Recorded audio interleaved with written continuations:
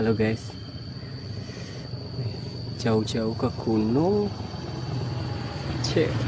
Cuma COD berapa nih guys? 153 perak. Seorang kurir baru-baru ini memiliki sebuah kisah yang viral. Hal tersebut diunggah oleh akun Instagram @andreli48 Jumat 12 November 2021. Kurir tersebut mengantarkan sebuah paket COD. Paket tersebut adalah 1 biji permen. Untuk mengantarkan paket sesuai alamat yang tertera pada keterangan paket, kurir tersebut bahkan melewati hutan. Hal itu diperlihatkannya melalui video yang viral tersebut. Harganya pun hanya Rp153 saja. Si kurir terdengar tertawa saat merekam orderan paket tersebut. Warganet pun merasa lucu dengan hal ini. Namun ada pula yang salut atas tanggung jawab si kurir yang bersedia mengantarkan paket tersebut.